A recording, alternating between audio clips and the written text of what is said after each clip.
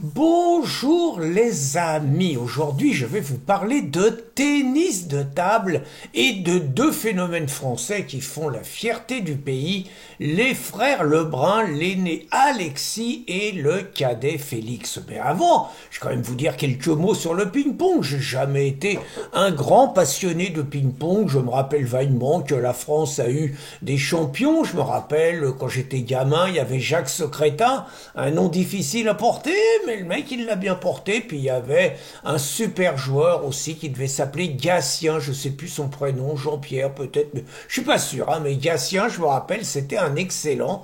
Et puis bah moi le ping-pong, à un moment j'avais une table de ping-pong chez moi. Et alors j'ai un souvenir, hein, bon je suis pas un grand joueur au ping-pong, je sais pas pourquoi, j'arrive pas à jouer en coup droit, je joue qu'en revers. Et j'ai un souvenir, punaise, j'avais la cinquantaine, mon fils il devait avoir, non j'avais la cinquantaine.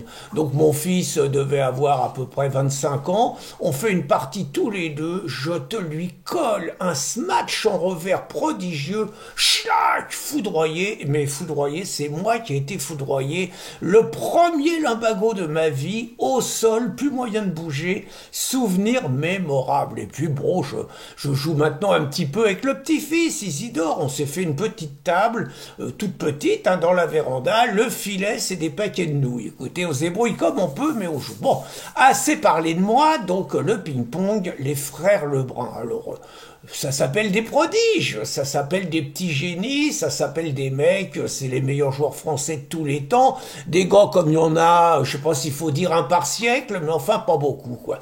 Alors, ce que je veux surtout vous parler, c'est le contexte de ces deux frangins.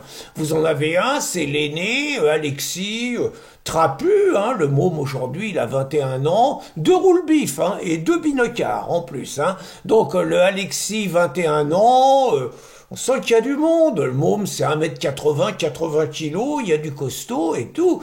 Et quand il avait 17-18 ans, bon, il commençait déjà, à cet âge-là, à être le meilleur joueur de France. Donc le mec, c'était le cadeau et tout, pas de problème. Sauf que, complication, c'est que le petit frère qui a 3 ans de moins que lui, Félix, il a commencé à lui mordre les mollets et le môme, il a commencé à avoir des résultats tels que dans les classements internationaux, le Félix, il commençait à passer devant Alexis. Il commençait à oser dépasser l'aîné, le cadet.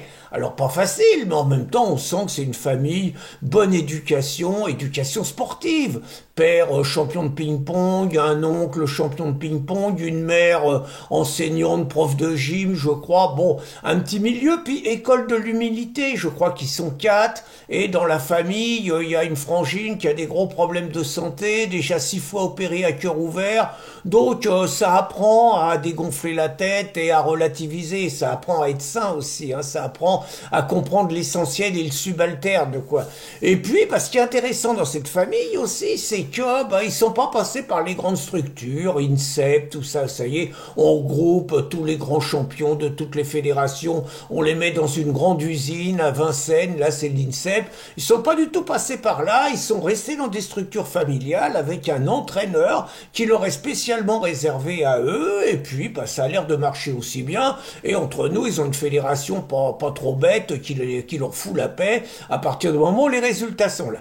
Donc je continuais sur la rivalité des deux frangins, difficile, d'autant plus qu'il y a un phénomène, c'est que Félix aujourd'hui a des meilleurs résultats, il est mieux classé au niveau international que son frangin, mais par contre le cadet dans une rencontre officielle n'a jamais été capable de battre l'aîné. C'est extraordinaire, hein. Et il y avait une finale extraordinaire l'année dernière, je crois. C'est à Montpellier, et la finale, évidemment, c'est les deux frères Lebrun qui sont l'un contre l'autre. Et là, Félix, à l'époque 17 ans, il se dit que ce coup-là, il va taper le frangin 20 ans. Ça se fait pas. Et il n'y arrive toujours pas, c'est le frangin qui gagne, et le môme, 17 ans, il est inconsolable, il est en larmes, il n'arrive pas à comprendre qu'il bat plein de mecs qui sont supérieurs à son frangin, et il n'arrive pas à battre le frangin, est curieux, hein. Mais le môme, il est en larmes, le frangin reste l'aîné, il a l'attitude qu'il faut, quoi, il en fait pas trop et tout, c'est bien. Et puis bon, ils nous ont rendu fiers aux Jeux Olympiques quand même, hein. Aux Jeux Olympiques, ils ont gagné tous les deux, par équipe, médaille de bronze. bronze, et là, le petit jeune Félix, donc alors qu'Alexis s'est fait taper avant, le petit jeune Félix, médaille de bronze en simple à 17 ans, exceptionnel, du jamais vu, quoi. Et là, c'était les championnats d'Europe de ping-pong, ça se jouait en Autriche. Et là, c'est pareil, il s'est passé des drôles de choses. Normalement, on pensait plutôt à Félix pour le titre.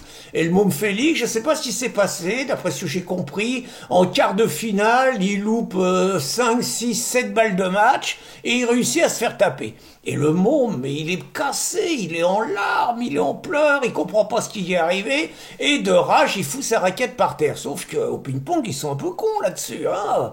Ça plaisante pas avec le règlement, le môme, un rouge. Alors la partie était finie, mais un peu de plus, il se faisait lourder du tournoi, et c'était d'autant plus compliqué qu'ils avaient le double, messieurs, à faire avec le frangin. Bon, apparemment, ça s'est arrangé, ils sont tombés sur des dirigeants pas trop abrutis, et donc ils ont pu faire le double. Et donc les frangins, champion d'Europe en double, truc magnifique et tout, franchement, deux mômes, deux petits Français bien élevés, qui nous rendent fiers de la France, quoi. C'est la France qu'on aime, c'est l'éducation qu'on aime, ils ont l'humilité, ils ont pas le carafon, surtout ils ferment leur gueule, ils parlent pas de sujets qui concernent pas le sport. En gros, je veux pas paraître m'acharner sur lui, mais c'est tout le contraire d'Mbappé, c'est tout le contraire de Dupont, qui se sent obligé, Mbappé, de faire de l'antiracisme alors qu'il comprend rien, et Dupont de montrer qu'il est à gauche et qu'il déteste l'extrême droite. On les applaudit pas pour ça, on les applaudit parce que c'est des grands sportifs et on leur demande de rester à leur place, c'est tout.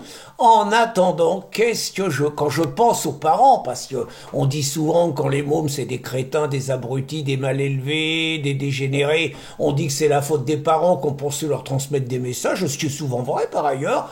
En attendant, je me dis que les parents des mômes Lebrun, qu'est-ce qu'ils doivent être fiers de leur fils, qu'est-ce qu'ils doivent être fiers de l'éducation qu'ils leur ont donnée, et qu'est-ce qu'ils doivent être fiers des résultats. Bonne journée les amis!